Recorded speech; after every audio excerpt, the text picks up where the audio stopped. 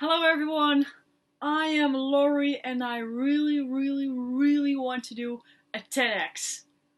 I mean, sharing my vision, helping people to get to their dream, helping them step by step by living the life they really want to live.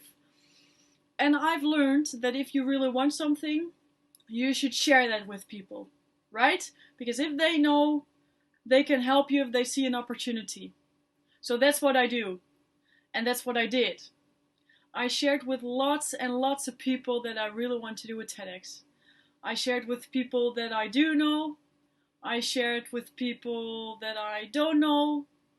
I shared with people that want to hear it. I shared with people that maybe did not really want to hear it.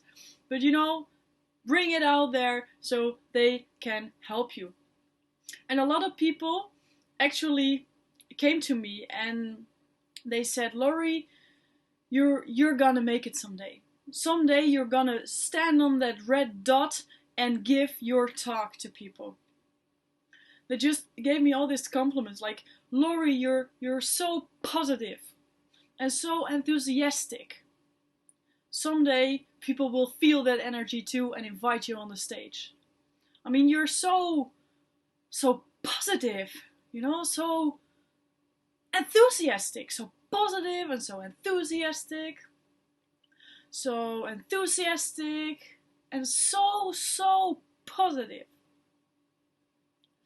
It was all the same, but I mean, compliments are compliments, right? It's nice to hear, I guess. And with that nice energy, I also do my work. And back then and still now, it's at Studio Y. And for some time, we had this intern. His name was Chris, and me and Chris, I felt we had a nice connection. I thought we had some nice conversations, and together we did this workshop once on a Wednesday morning. I know it like perfectly, and I was super nervous, to be honest. Like, just I am now to make this, to do this for you, to be honest. And then I was nervous, and it was all, in the end, it went out quite alright. Me and Chris were happy with the result, and Chris said to me, Laurie, I really liked this cooperation between us. Like, I liked this workshop, and it went all well. I was like, okay, thank you, Chris, for the compliment. And then he looked me in the eye, and he said, because you're so positive. And it was not the words, but it was the tone of voice that really upset me and got me actually very angry. It was just like, Laurie, it's nice to have you there to be positive. I mean, I'm a human being. I can do other stuff. I'm not only positive, not even always. So why are you so superficial here, Chris? I mean, we had some nice conversations. Where is this coming from? And I was so upset by it and also so angry that I talked to another colleague about this, that I also see as a friend. And I was just, talking about this Chris guy. I mean, he was so annoying, these interns lately, right? I mean, come on, so superficial, so annoying. How dared he? I mean, what the hell? Come on, Chris. You should know me better by now. And I said everything to the colleague, and she was just listening to me very patiently. And she said to me, Laurie, I actually understand the Chris. And I was like, what? I'm telling you here this story. You should be on my side. And she was like, yeah, but I mean, you're saying he is superficial, but he is actually giving you what he sees, right? So maybe you should open up more to people, that he also sees other sides of you, your doubts, your vulnerabilities. So who is superficial here, Laurie? Well, if someone says that to you, it's painful in a moment. And then if you listen to it, give it some time, start to process it, maybe in 1 or 2 days you think, well, you're right, aren't you? Have you ever had that someone just told you, just mirrored you, and it was like it hurt at the first time, but then you thought like, oh, you were right. But how should I do that? How should I be more open to people? I mean, I was not even my 100% self to the closest people around me. I mean, me, the girl that let her public transport card into dust because I was afraid to travel by bus or by train.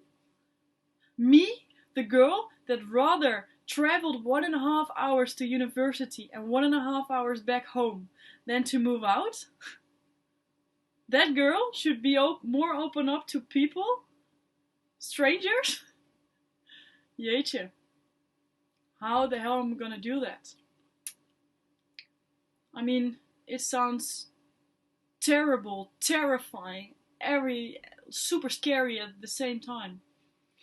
And then that colleague said to me, and I will never forget that, you have to choose.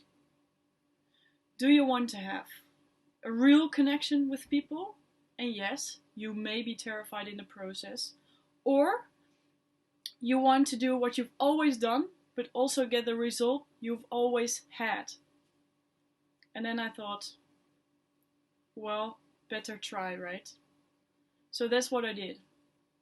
From that moment on, I switched my mindset and I changed 2 specific things. First is that I talked to the closest people around me and told them that I want to be more open, so that they would know and maybe they could help me out. And second of all, I started to share more.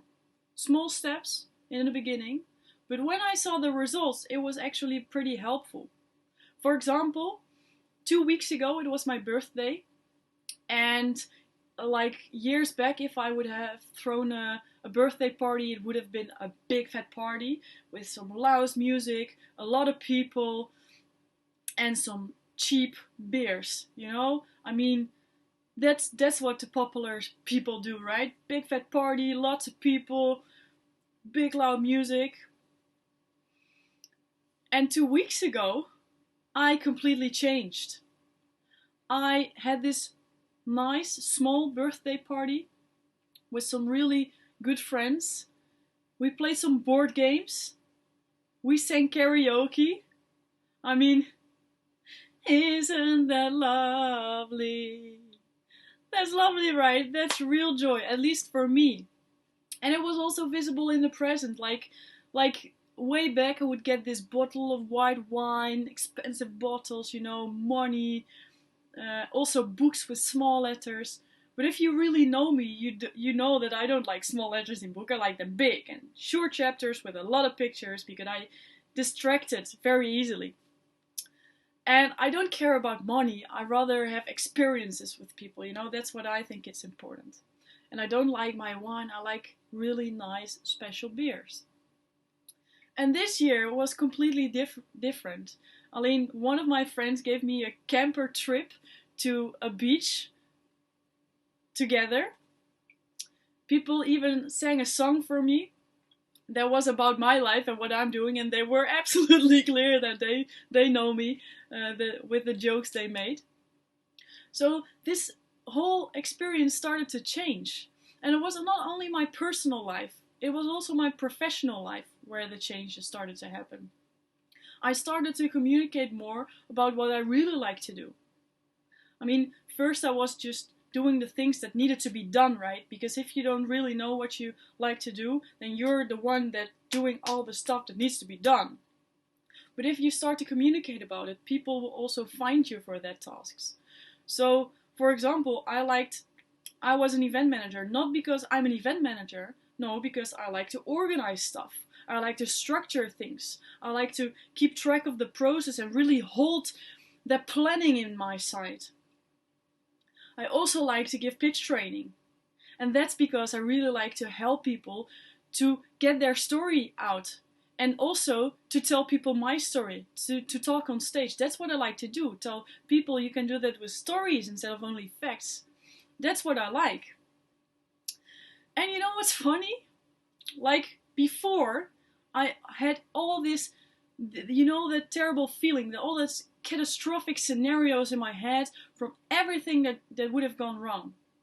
I would be vulnerable, people would take advantage of me, people would make fun of me, people would not take me serious, maybe not even like me because I'm not positive all the time.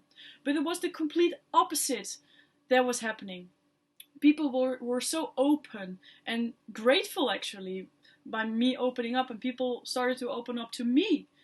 So it was a great journey and a great outcome that I would like give advice, do it, because it's super awesome. And I've learned that it is important to share what your dream is.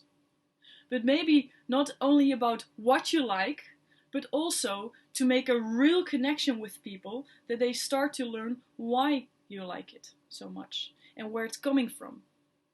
And by that way, they can really help you by what you want. So next time, sorry. So next time,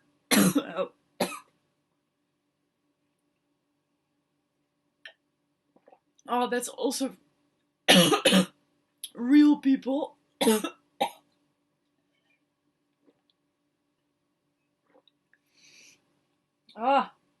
This is like we're in a real conversation, huh? This can happen to you every moment. But what I wanted to say is, if I talk about that I want to really want to do a TEDx, what I really mean by that is that I want to share my vision for people to live their dream, really do what they love to do. When I say I want to do a TEDx, what I really mean is that I like to play with words and structures to make my point. And what I really mean when I say I want to do a TEDx is that I want to talk to a lot of people, because that is what gives me energy. So if you share what you like to do it from a real point of view by being your authentic self. And by the way, when people these days call me positive and enthusiastic, I say thank you. Because I know that's also part of me, which I can be very proud of. It's just a part of me. It's not for nothing that I call myself Dextropreneur. Entrepreneur with positive energy. And my story is about sharing things. And I'm sending all this information to you now. But I want to turn this presentation into a conversation in which we can talk to each other and help each other out.